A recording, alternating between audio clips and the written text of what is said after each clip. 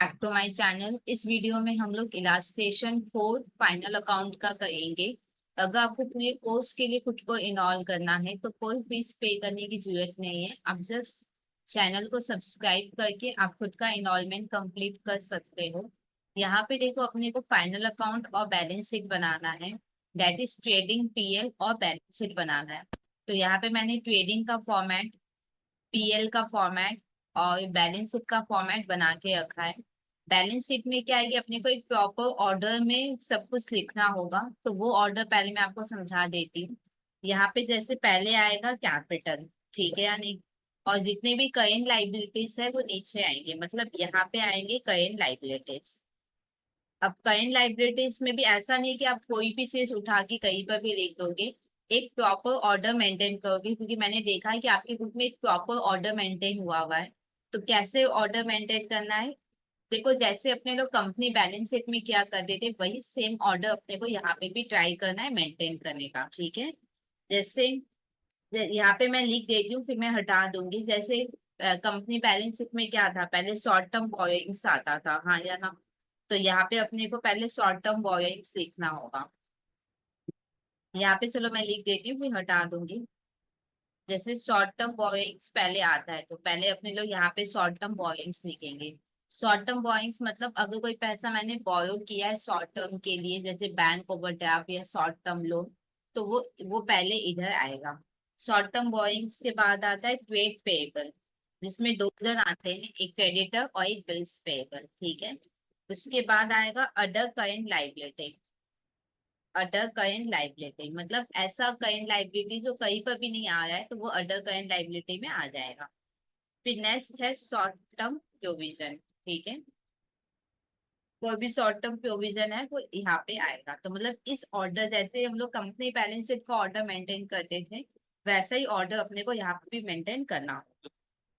अब एसेट की तरफ आते हैं। यहाँ पे फिक्स एसेट अपने को लिखने होंगे। जितने भी फिक्स एसेट्स होंगे वो अपने को यहाँ पे दिखाना होगा। और नीचे आएगा अपना करेंट एसेट्स, ठीक है। ये जो हेडिंग्स है ना, short term Boeing, trade payable, ये सारे हेडिंग हम लोग बाद में हटा देंगे। एक बार अरेंज कर लेते हैं सारे आइटम्स को, फिर लास्ट में ये सारे हेडिंग्स अपने क्या करेंगे, हटा देंगे, ठीक है। अच्छा, करेंट एसेट में कैसे लिखोगे, जैसे कंपनी बैलेंस शीट में क्या होता था पहले, इन्वेंटरीज। तो हम लोग पहले इन्वेंटरीज लिखेंगे, ठीक है।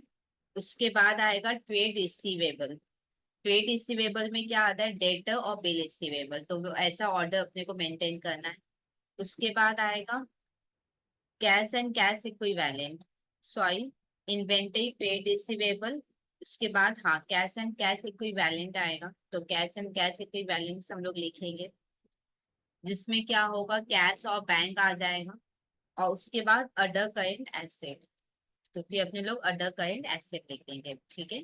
मतलब कोई भी करेंट एसेट जो कहीं पर भी फॉल नहीं कर रहा है वो यहाँ पे फॉल कर जाएगा। तो अब फटाफट से सब लोग स्टार्ट करते हैं। सबसे पहले एडिशनल इंफॉर्मेशन को कंप्लीट करेंगे। यहाँ पे देखो, finish goods stock, closing stock अपने को गिवन है। बेसिक एंट्री क्लोजिंग स्टॉक का क्या होता है वो देखते हैं।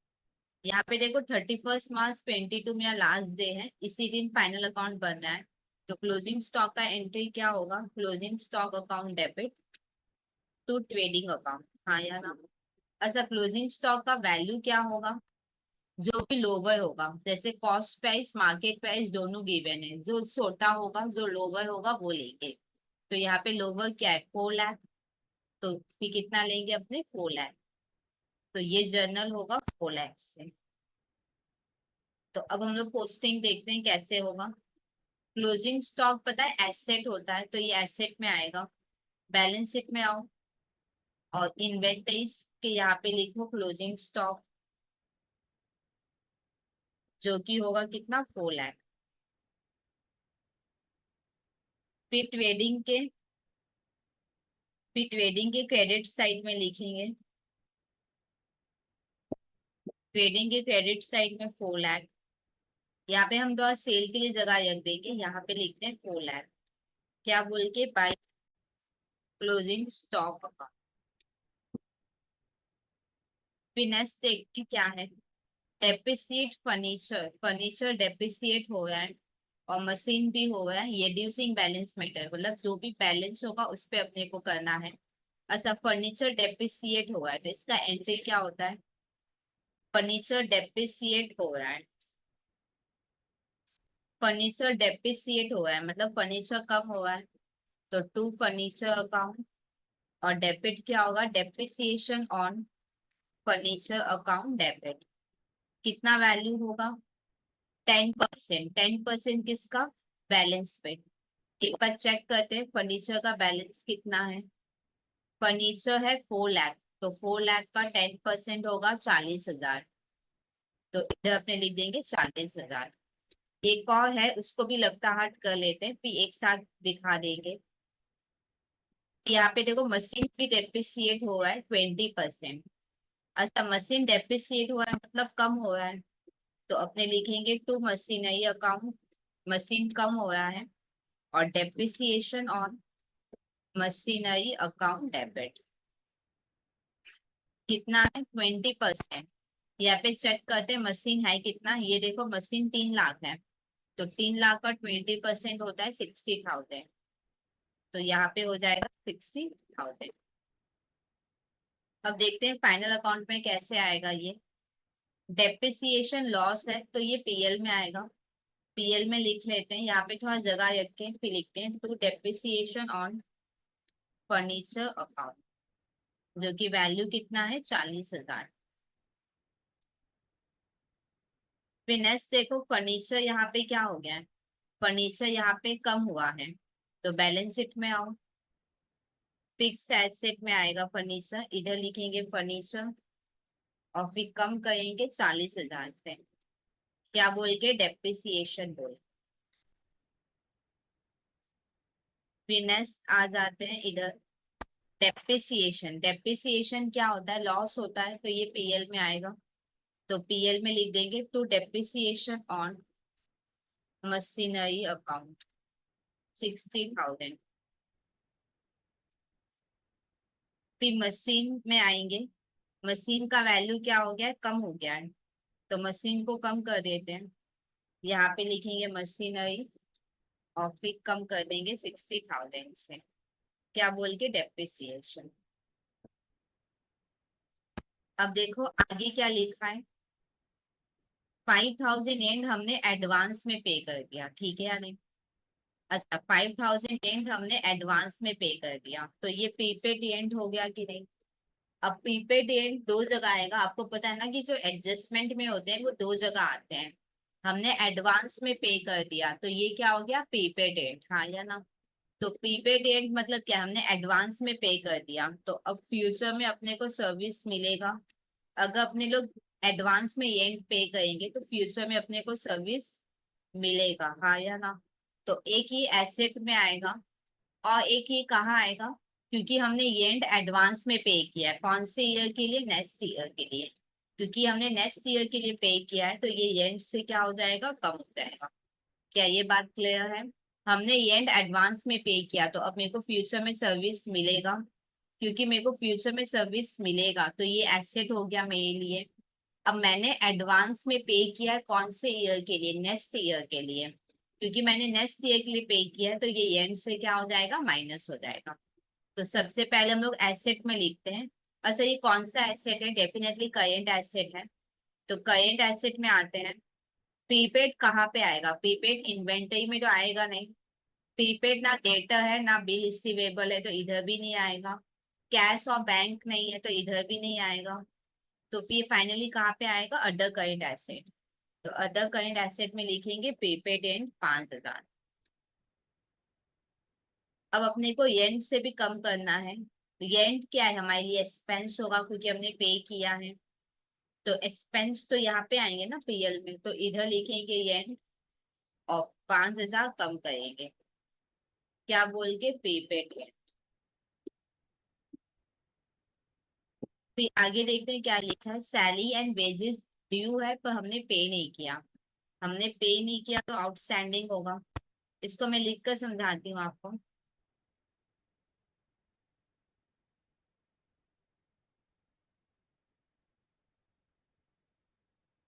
देखो salary, salary and wages due है, हाँ या ना। अभी तक हमने पे नहीं किया तो अपने लोग फ्यूचर में पे करेंगे, हाँ या ना। सैलरी एंड वेजेस ड्यू है मतलब अभी तक मैंने पे नहीं किया तो हम लोग फ्यूचर में पे करेंगे। तो ये मेरे लिए क्या हुआ, लाइबिलिटी। तो एक ये लाइबिलिटी में आएगा। और सेकंड ये कहाँ आएगा, देखो ड्यू है, कौन से ईयर का ड्यू होगा, कुछ नहीं बोला तो करेंट ईयर का ड्यू होगा। क्योंकि ये करेंट ईयर का ड्यू होगा तो ये सैलरी एंड वेजेस में क्या हो जाएगा, ऐड हो जाएगा। क्योंकि ये करेंट ईयर का ड्यू है तो ये सैलरी एंड वेजेस में ऐड होगा। क्या ये बात clear. Salary and wages due है मतलब पे करना बाकी है तो हम लोग फ्यूचर में पे करेंगे। तो ये मेरे लिए लाइबिलिटी हुआ। तो एक ये लाइबिलिटी में आएगा। और दूसरा ये कहाँ आएगा, कौन से ईयर का बाकी होगा, कुछ नहीं बोला तो करेंट ईयर का ही बाकी होगा। क्योंकि करेंट ईयर का बाकी है तो सैलरी एंड वेजेस से प्लस होगा। तो चलो पहले हम लोग लाइबिलिटी में जाते हैं। लाइबिलिटी में आउटस्टैंडिंग सैलरी एंड वेजेस बोल के आएगा। करंट लाइबिलिटी में आ जाते हैं। देखो शॉर्ट टर्म बोरोइंग तो में तो नहीं आएगा क्योंकि हमने बोरो थोड़ी ना किया है ना, ये क्रेडिटर बिल्स है। तो ये ट्रेड पेएबल में भी नहीं आएगा और ये प्रोविजन में भी नहीं आएगा। तो आउटस्टैंडिंग कहाँ पे आएगा, अदर करंट लाइबिलिटी में। तो अदर करंट लाइबिलिटी में लिखो आउटस्टैंडिंग सैलरी एंड वेजेस, जो कि है 30,000। फिर नेक्स्ट क्या होगा, सैलरी एंड वेजेस में ऐड होगा। सैलरी एंड वेजेस कहा आता है पीएल में, तो पीएल में लिखो to salary and wages account, add कर लेंगे 30,000। क्या बोल के, आउटस्टैंडिंग सैलरी एंड वेजेस। अब आगे देखते हैं क्या लिखा है। अपने को प्रोविजन बनाना है, मेक मतलब मेंटेन करना है 5% डेटा पे, ठीक है या नहीं। ओके। यहाँ पे पहले डेटा का वैल्यू देखो और प्रोविजन का टाइमलाइन बनाएंगे। डेटा का वैल्यू कितना है यहाँ पे डेटा का वैल्यू है 2 लाख, हाँ या ना। तो इसको हम लोग अच्छे से समझते हैं। डेटा का वैल्यू कितना है यहाँ पे, 2 लाख। और एक प्रोविजन का ऑलवेज आप टाइमलाइन बना देना, ठीक है। प्रोविजन फॉर डाउटफुल डेब्ट का एक टाइमलाइन हम लोग ऑलवेज बनाएंगे, ठीक है। अच्छा, ऑलरेडी प्रोविजन कितना है पहले ये चेक करते हैं। ऑलरेडी प्रोविजन कितना है, ऑलरेडी कोई प्रोविजन है ही नहीं, ठीक है या नहीं। और अपने को यहाँ पे 5% मेक मतलब मेंटेन करना है, मेक मतलब मेंटेन, ठीक है या नहीं। देखो ऑलरेडी कोई प्रोविजन है ही नहीं, मेक मतलब आपको फाइनली रखना है, मेंटेन करना है। तो 2 लाख का 5% करो, कितना होगा, 10,000, हाँ या ना। देखो ऑलरेडी कोई प्रोविजन है नहीं और मेरे को फाइनली 10,000 रखना है। इसका मतलब मेरे को इस साल 10,000 क्या है, बनाना होगा। क्या ये बात क्लियर है या नहीं। हमारे पास कोई प्रोविजन नहीं था। मेक मतलब मेंटेन, मेंटेन मतलब फाइनल वैल्यू, हाँ या ना। तो 5% जो आएगा वो फाइनल वैल्यू माना जाएगा। तो फाइनली मेरे को 10,000 रखना है। इसका मतलब इस साल मेरे को 10,000 का प्रोविजन बनाना होगा। देखो डेटर डेबिट होता है तो प्रोविजन पक्का क्रेडिट होगा। क्रेडिट को ज्यादा करोगे तो और क्रेडिट होगा। तो फिर जर्नल क्या होगा, प्रोविजन तो क्रेडिट हो रहा है तो अपने लिखेंगे टू प्रोविजन फॉर डाउटफुल डेब्ट अकाउंट 10,000। और जितने भी प्रोविजन बनते हैं या कम होते हैं सब आउट ऑफ पीएल होते हैं। तो फिर पीएल अकाउंट क्या हो जाएगा, डेबिट। अब हम लोग पहले पीएल में आएंगे। पीएल में लिख लेंगे 10,000। पीएल के डेबिट में 10,000, क्या बोल के, टू प्रोविजन फॉर डाउटफुल डेब्ट अकाउंट। फिर नेक्स्ट अपने को प्रोविजन में जाना है। अब प्रोविजन कहाँ आएगा, प्रोविजन कहाँ आएगा, ये डेटर से कम हो जाएगा। तो डेटर कहाँ पे आएगा, ट्रेड रिसीवेबल। तो यहाँ पे डेटर लिखो और लिखो minus provision for doubtful debt. Debt provision कहाँ पे आएगा, क्योंकि डेटर पे बनाए तो डेटर से ये कम हो जाएगा। कौन सा वैल्यू आएगा, ये वाला फाइनल वैल्यू। देखो एक डाउट आपके दिमाग में ये हो सकता है कि दीदी आप दिखाओगे इतने क्या कि मेरे पास पहले कुछ नहीं था फिर 10,000 ऐड हुआ है, ऐसे आप शो नहीं करोगे क्या। यहाँ पे एक चीज ऑब्जर्व करो, यहाँ पे डेटर और प्रोविजन हम लोग दोनों एक साथ दिखा रहे हैं, हाँ या ना। तो प्लस माइनस जैसे डेटर में भी होता है और प्लस माइनस प्रोविजन में भी होता है, हाँ या ना। अब क्या है कि जब आप एक साथ दो दो जन को दिखाओगे तो दोनों का अकाउंट्स आप क्लियरली नहीं दिखा सकते, ठीक है। इसमें क्या होगा कि एक का तो पूरा डिटेल में हम लोग दिखाएंगे प्लस माइनस जो भी है, और दूसरे का हम लोग क्या लिखेंगे, फाइनल वैल्यू, ठीक है। क्योंकि एक साथ जब आप दो दो को दिखाते हो ना तो दोनों का क्लियर कैलकुलेशन नहीं लिखा जा सकता। तो उस केस में क्या होगा कि एक का तो आप क्लियर कैलकुलेशन दिखा दो जो भी हो रहा है, और दूसरे का फाइनल वैल्यू लिख दो। तो यहाँ पे क्या होगा कि डेटा का हम लोग सारा अप्स डाउन दिखाएंगे, जो भी प्लस माइनस है सब दिखाएंगे। और प्रोविजन का अपने लोग क्या कहेंगे, अप्स डाउन नहीं दिखा पाएंगे, इसका अपने लोग क्या कहेंगे, सीधा फाइनल वैल्यू लिखेंगे। तो फाइनल वैल्यू कितना है प्रोविजन का, 10,000, तो ये 10,000 बैलेंस शीट में आ जाएगा। देखो अगर हम लोग अप डाउन दिखाते भी है तो भी तो फाइनली 10,000 ही बैलेंस शीट में जाएगा। तो फिर हम लोग क्या करेंगे, डायरेक्ट 10,000 बैलेंस शीट में लिख देंगे। तो फिर ये वाला चीज कंप्लीट हुआ।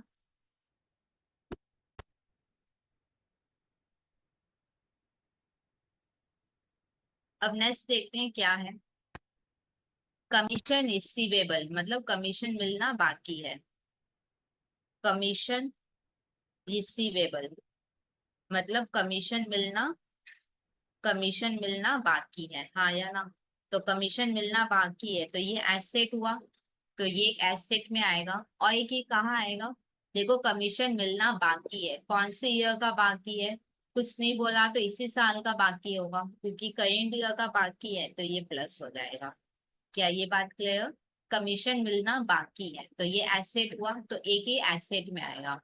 और कुछ नहीं बोला तो कौन से ईयर का बाकी होगा, इसी साल का बाकी होगा, तो करेंट ईयर, क्योंकि ये करेंट ईयर का है तो ये प्लस हो जाएगा। अब पहले हम लोग एसेट में आते हैं। एसेट में कहाँ आएगा कमीशन, डेफिनेटली करेंट एसेट में आएगा। कमीशन रिसीवेबल इन्वेंटरी में नहीं आएगा। ट्रेड रिसीवेबल में डेटर और बिल रिसीवेबल आता है, तो यहाँ पे कमीशन रिसीवेबल नहीं आएगा। कैश एंड कैश इक्विवेलेंट में आना नहीं है तो इधर ही आएगा। तो इधर लिख लेते हैं कमीशन रिसीवेबल 5,000। अब देखो ऐड करना है, हाँ या ना। कौन से कमीशन से, इनकम वाले कमीशन से ऐड करना है, हाँ या ना। कमीशन रिसीवेबल मतलब यहाँ पे पक्का कौन से कमीशन में ऐड करना है, इनकम वाले कमीशन पे। और इनकम सारा पीएल में इधर आता है तो यहाँ पे लिखेंगे बाय कमीशन अकाउंट, और फिर इधर करेंगे 5,000 ऐड। क्या बोल के, कमीशन रिसीवेबल।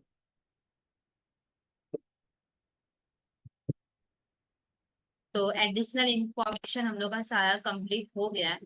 अब हम लोग फटाफट से ट्रायल बैलेंस करेंगे। एक बार आप बुक से रेफर करना, ठीक है, वैल्यू अब मैं आपको स्क्रीन नहीं दिखा रही हूँ। एक बार आप प्लीज बुक से रेफर करना वैल्यू जो भी मैं बोल रही हूँ। सबसे पहले देखो ओपनिंग स्टॉक दिया हुआ है, हाँ या ना। तो चलो ओपनिंग स्टॉक लिख लेते हैं। To opening stock account 2 lakh. फिर परचेस है तो to purchase account 22 lakh first column में रखते हैं, क्योंकि क्या पता ये टर्न हो। फिर सेल्स भी है तो by sales account first column में 35 लाख। बिल रिसीवेबल एसेट में आएगा। Debtor bill receivable trade receivable में आता है तो इधर लिख लेते हैं बिल रिसीवेबल। बिल रिसीवेबल कितना है, 50,000। फिर है ये टर्न, अच्छा ये टर्न डेबिट हुआ है। ये टर्न डेबिट हुआ मतलब क्या है, मेरे पास ये टर्न आया, ये टर्न डेबिट है ना।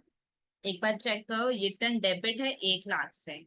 ये टर्न डेबिट मतलब मेरे पास आया, तो पहले गया होगा, मतलब पहले सेल हुआ होगा, तो ये सेल से टर्न हो गया। तो यहाँ पे लिखो माइनस ये टर्न 1 लाख। क्या ये बात क्लियर। वापस ये टर्न डेबिट मतलब मेरे पास आया है, देखो ये टर्न में क्या होता है, या तो मेरे पास आएगा या तो हम वापस दे देंगे, हाँ या ना। डेबिट मतलब मेरे पास आया तो पहले गया होगा, मतलब पहले सेल हुआ होगा, तो ये सेल से टर्न हो गया। फिर सेकंड वाला देखो, ये टर्न क्रेडिट है 50,000 से। क्रेडिट मतलब गया, तो पहले आया होगा तभी तो गया है, तो आया होगा मतलब परचेस, तो परचेस से माइनस करेंगे ये टर्न। कितना? 50,000। आगे देखो, कैश इनवॉर्ड। कैश का मतलब होता है ट्रांसपोर्टेशन चार्जेस। इनवॉर्ड मतलब परचेज के समय लगा, हाँ या ना? क्योंकि परचेज के समय लगा तो फिर ट्रेडिंग में आएगा। ट्रेडिंग में लिखेंगे कैश इनवॉर्ड अकाउंट। 50,000। फिर डेटर दिया हुआ है 2 लाख, तो इधर डेटर तो लिखा हुआ है, वैल्यू लिख देते हैं 2 लाख। क्रेडिटर्स कहाँ पे आएगा? ट्रेड पेएबल में, तो इधर लिखेंगे क्रेडिटर्स 4 लाख। आगे कैश आउटवर्ड। कैश मतलब ट्रांसपोर्टेशन चार्जेस, आउटवर्ड मतलब सेल के समय लगा, क्योंकि सेल के समय लगा तो फिर पीएल में आएगा। तो पीएल में लिखेंगे टू कैश आउटवर्ड अकाउंट 40,000। फिर देखो, डिस्काउंट डेबिट है। डेबिट है मतलब लॉस होगा। डिस्काउंट डेबिट है मतलब लॉस, तो लॉस इधर आएगा। डिस्काउंट डेबिट है मतलब देखो, डिस्काउंट या तो प्रॉफिट होता है या तो लॉस। डिस्काउंट डेबिट है, हाँ या ना? यहाँ पे देखो, डिस्काउंट डेबिट है 5,000 से। इसका मतलब ये क्या है? लॉस। लॉस है इसका मतलब मैंने पक्का डिस्काउंट दिया होगा, हाँ या ना? तो लॉस तो इधर ही आएगा, तो इधर लिखेंगे डिस्काउंट अलाउड अकाउंट 5,000। फिर देखो, डिस्काउंट क्रेडिट भी है। डिस्काउंट क्रेडिट है 5,000 से। डिस्काउंट क्रेडिट है मतलब प्रॉफिट है ये मेरे लिए। प्रॉफिट है मतलब मेरे को डिस्काउंट पक्का मिला है, हाँ या ना? तो फिर इधर लिख लेते हैं बाय डिस्काउंट रिसीव अकाउंट। तो इधर बाय डिस्काउंट रिसीव अकाउंट हो जाएगा 5,000। नेक्स्ट देखते हैं क्या लिखा हुआ है।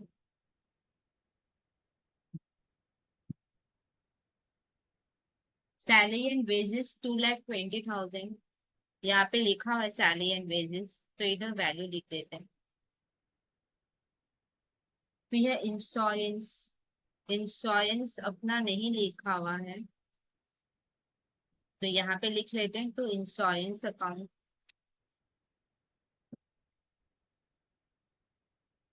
60,000। फिर है येंट 60।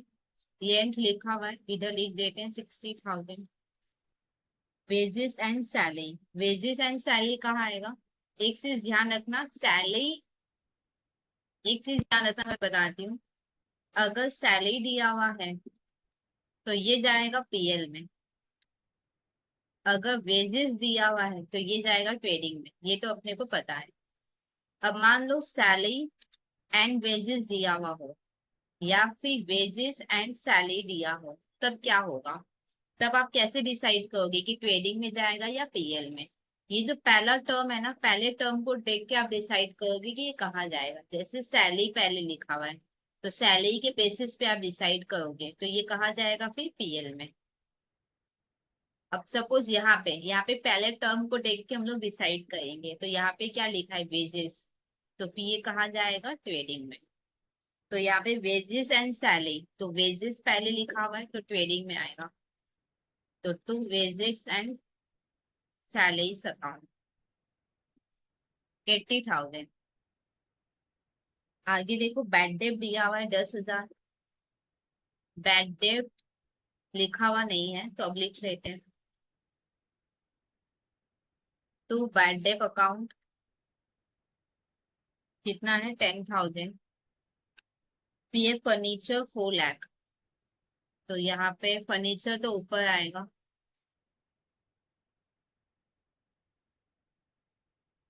इधर लिख लेंगे 4 लाख। पी है कैपिटल दिया हुआ है 5 लाख, तो कैपिटल लिख लेते हैं 5 लाख। ड्राइंग्स क्या हो जाएगा? माइनस हो जाएगा, तो माइनस ड्राइंग्स जो कि है 70,000। फिर आगे देखो, loose tool so fix asset में आ जाएगा, तो इधर लिख देंगे लूज टूल्स जो कि है 1 लाख। पेंटिंग एंड स्टेशनरी जो कि पीएल में आएगा, पीएल में लिख देंगे to painting and stationery account 30,000। Advertising PL में आएगा। एडवर्टाइजिंग है 50,000। कैश आएगा बैलेंस शीट में। कैश एंड कैश इक्विवेलेंट के अंडर आएगा। इधर लिखेंगे कैश, कैश इन हैंड, जो कि है 45,000। फिर कैश एट बैंक, जो कि है 2 लाख। फिर पेटी कैश भी इधर ही आएगा।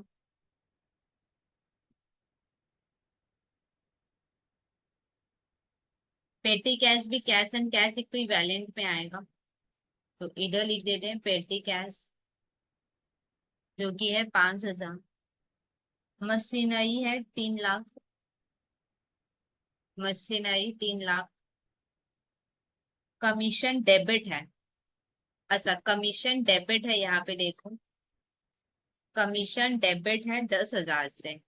इसका मतलब पक्का ये एक्सपेंस होगा, तो ये पीएल में आएगा। इधर लिखेंगे टू कमीशन अकाउंट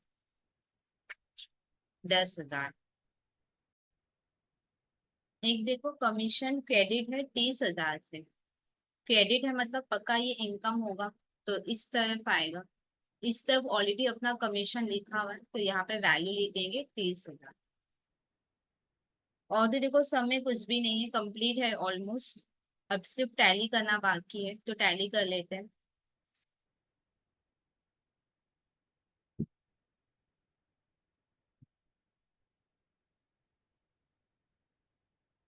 टोटल करेंगे तो 38 लाख आएगा।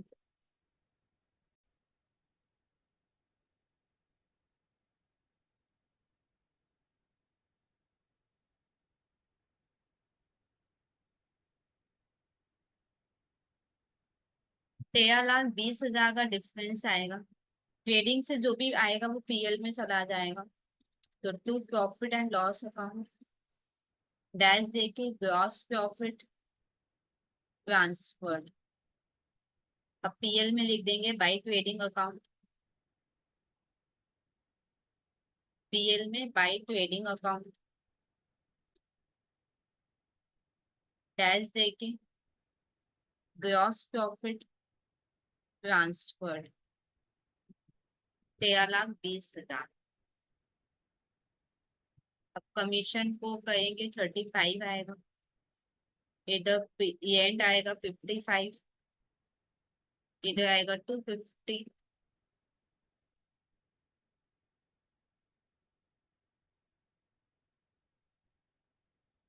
टोटल करोगे तो 13,60,000 आएगा।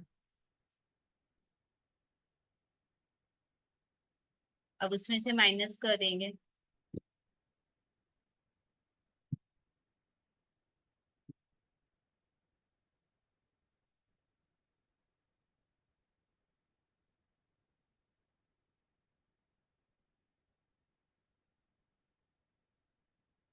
7,40,000 का डिफरेंस आएगा। एक बार मैं फिर चेक करती हूँ।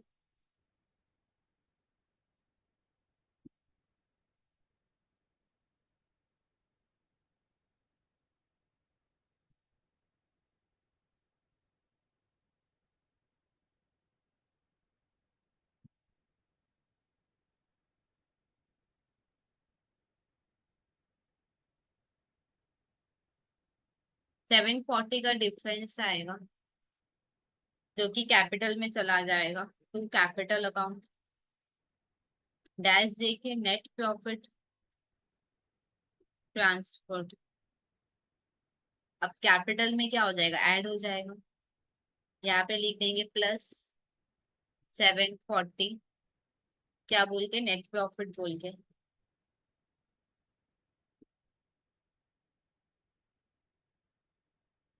1170 हो जाएगा। इधर ये होगा 360। इधर होगा 240।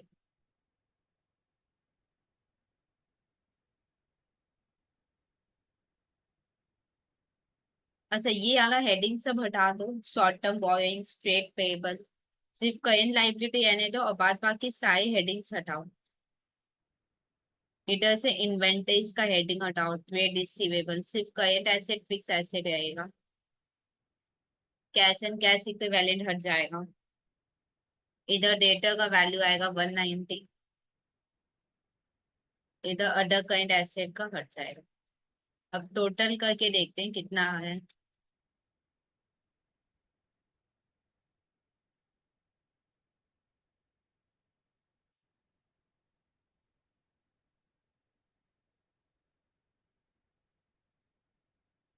तो आएगा 16 लाख। चेक करते इधर भी 16 लाख आ गया है कि नहीं।